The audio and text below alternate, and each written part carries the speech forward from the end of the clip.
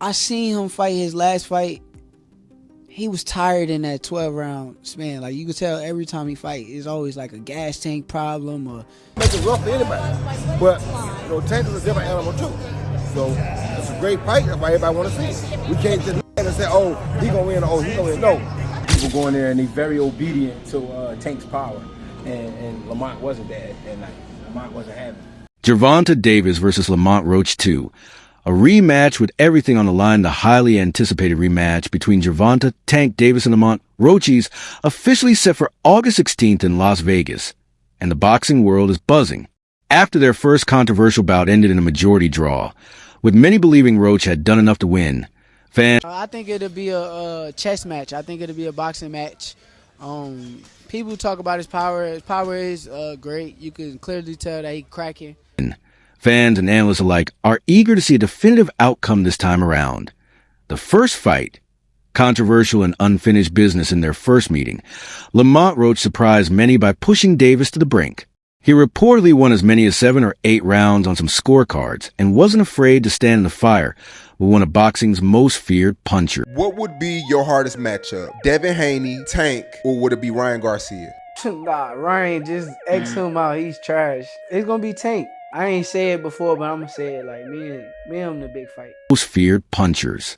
Davis, in a moment that sparked debate, took a voluntary knee in round 9 that wasn't ruled a knockdown despite his strong finish. Many viewed it as an underwhelming performance from Tank, leading to split opinions on who truly deserved the win.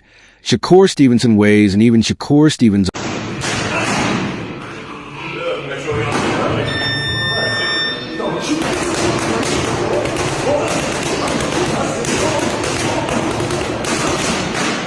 And even Shakur Stevenson, a highly respected technician in the sport, acknowledged how dangerous Tank truly is.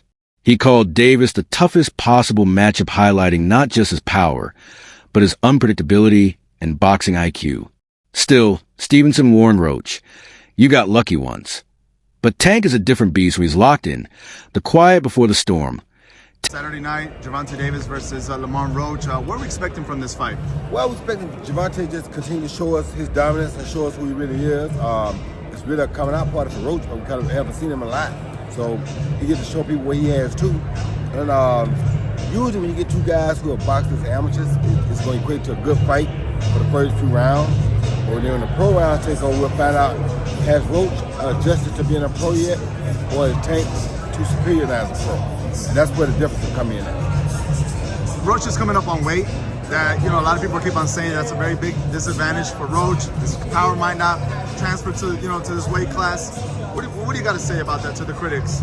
Well, I ain't really got nothing to say to the critics because most of the time they don't know the hell they're talking about no weight, but I was able to carry my weight from 154 to heavyweight. You know how to do it right, then your weight, your punch will come with you. You don't know how to do it right, then yeah, you're going to lose your punch. So if he's a good, fundamentally sound fighter with a punch, you're going to have a punch at 130, then you're going to have a punch at 140. If he's not really fundamentally that sound, then he won't. That's why Tank was able to jump around. Tank fought between 130 and 140, whatever weight he wanted to. Why? Because he's a great fundamental puncher. So his punch can be the same no matter what weight he got on. If you are fundamentally sound, that don't matter. But if you're not fundamentally sound, then yeah, when you move up the weight, you're going to lose your punch. That's exactly what what I thought you would say, like, breaking that down and making understand that from 130, 135 to 140, I mean, you got to carry that power with you and how you're going to punch. If you got fundamentals, you're going to carry it automatically. I took it all the way to heavyweight, from a junior middleweight. Tank's silence speaks volumes. Since the first fight, Gervonta Davis has remained unusually quiet. There have been no bold predictions, no trash talk, just intense training. That silence is making some in the boxing world nervous. Analysts believe that when a fighter like Davis goes radio silent, it usually means he's laser-focused and planning something big. He's reportedly brought in a new trainer, Coach Mustafa, known for sharpening timing, precision, and endurance. This signals a shift in approach for Davis, moving away from his usual routine and toward a more calculated, refined style for this rematch. Yo, what's going on, fight fans? Check it out. It looks like Gervonta Davis has a new coach. Now, this is Coach Mustafa. He's a well-known coach down in the Atlanta area, and it looks like he's starting to train with him. I know he has that upcoming rematch coming up. It looks like it's slated for June. Now, this coach is known for his working on timing, precision, accuracy. Those are some of the things that this coach is well known for. He's also been training Tevin Farmer for his past 2 fights. Now, what does this mean for Tank? Is he leaving Coach Kyle and Coach Kenny, or is he adding Coach Mustafa to the team? Is it smart to switch trainers so close to a fight? Let me know what y'all think down in the comments below. Style for this rematch, Lamont Roach, no longer the underdog Lamont Roach, on the other hand, has been vocal.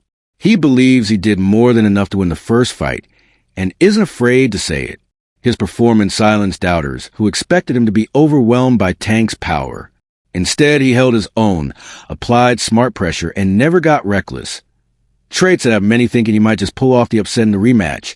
Coaches and champions chime in: Roy Jones, Jr., Mikey Garcia, and others have weighed in with mixed takes. Some give Roach a slight edge simply because of how well he performed in the first bout. He was supposed to get knocked out, yet arguably outboxed Davis for stretches. So breaking news, Tank Davis vs. Lamont Roach 2 is set for August 16th in Las Vegas. And this is a rematch of one of the most controversial fights in recent memory, where Roach arguably won 7 to 8 rounds of that fight, and then Tank took a voluntary knee in round 9, which wasn't ruled a knockdown, but ultimately, it was scored a majority draw. Now in the rematch, I do expect Tank to look much better than he did in the first fight. I don't think that was his best performance by any means. And that means being more active in the early rounds, not just staying on the ropes looking for counters. And I'm sure he'll be willing to exchange more with Roach this time around. The left hands, the combinations, the body shots, that's where he had the most success in the first fight. And Roach, he just needs to stick to what made him so successful in the first fight. His forward pressure, staying behind that jab and right hand. But most importantly, he wasn't scared to take it at Tank, but he also didn't get too aggressive. Most of Tank's opponents, if they're scared of the power, they'll sit back on the ropes, get slowly broken down, or if they end up getting too aggressive, they get caught with the counterpunch. But Roach, he was sharp that whole fight. I would go Tank in the rematch. I think he has a lot more to show this time around. But Roach did prove to be a very tough test. But you guys let me know who you got. For stretches. Others, like Jones, still believe Tank's power and ring IQ will be too much when he's fully focused. Trainer Kenny Ellis, part of Davis's original team, stressed that training hard is one thing, but taking damage, staying composed, and surviving under pressure is what really counts. It has to be in your DNA, Ellis said. The gym don't prepare you for what happens when your eyes blur and your legs don't work.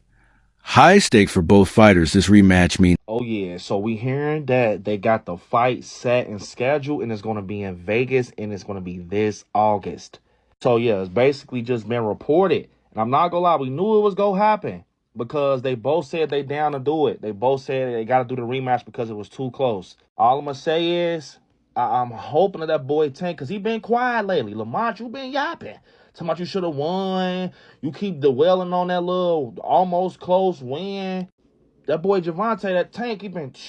We ain't never seen Tank in this mode. I will say that, Lamont, you're a very skilled fighter. But you should be nervous because we ain't never seen Tank like this. He quiet. Like, he's literally hushed, bro. You just see him training. And now out of nowhere, he's like, hey, bro, we can set the fight up. That's actually dangerous. That's actually dangerous when you think about it. Like, dude ain't said a word. Even once the fight was over and pressed, he got the little hat on. He like, yeah, we could do the rematch. And he said it. I'm going to go in the gym and I'm going to train. I'm going to just be quiet and work. Good match to Lamont. I ain't going to lie. If I was Lamont, I'll be a little nervous. You ain't got to be scared, but I will be a little nervous because usually Tank, he the one that's like, yeah, don't bring your moms to the fight. Don't bring your peoples to the fight. Dude been real hush-hush lately. I'm not going to lie, y'all. They said the fight set up for August. I might have to go to this one in person. In August is my birthday month. I might have to go to this one in person, bro. Because this right here, at this point, they're rivals now. This is like the perfect boxing story. They come from the same side of the the mat, come from the same gym and camp. I'm not going to lie. They've been at it since they was kids. This like the perfect boxing story, y'all. I'm not going to lie. We might have to be in there in person. But like I said, y'all already know how I go. When it come down to it, I'm putting my money on my boy Tank. Lamont, you definitely are skilled, and I'm going into this fight knowing that basically I know you're going to put up a good one, but I got my money on Tank. We ain't never seen Tank like this, bro. Dude quiet, and he ain't saying nothing. The fight just got booked. Oh, yeah. Fighters, this rematch means everything. For Davis, a second flat performance, or worse, a loss, would spark serious questions about his place among boxing's elite. For Roach, a victory would solidify his arrival on the big stage and possibly set the stage for a trilogy. Trainer Greg Hackett put it plainly, there's no room for error. This is the night both fighters need to show they're more than hype. Prediction? Expect fireworks fans are expecting a very different fight this time. Davis is expected to start faster. It's rumors of what's going on in Tank's camp and, training with this person, training with that person. Yeah, Who has the edge heading into the rematch? neither one of them. Lamont, you know what? I'm lying. 55-45, Lamont. Why? Lamont got the edge because he already did the unexpected. He was supposed to get knocked out coming up from 130, and not only did he not get knocked out, he performed and possibly won the fight. That's what some people believe. I thought it was a very close fight. I think, but after you asked me that question, I'm thinking about it. Yeah, I think Lamont do have a slight edge, just because he did what he wasn't supposed to do. So a lot of people go in there and they're very obedient to Tank's power, and Lamont wasn't that that night. Lamont wasn't having it, and he said he wasn't having it. He said it before. Y'all tripping. Y'all must be really like tripping. So I guess we was tripping.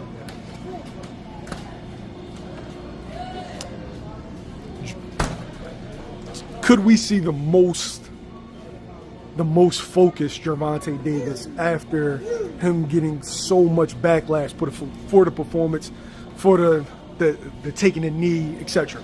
This would be the night we have to see the most focused Tank Davis. Because if he's not the most focused, then he's gonna be in trouble. It's just that simple. This is the night you gotta be not on your A game, you gotta be on your everything game. You know what I'm saying? You gotta have everything with you that night, and you can't play about it. And you gotta mean it. Every step gotta be counted for, and he know that. So I'm looking for this just to be a great fight. Great fight. Expecting a very different fight this time.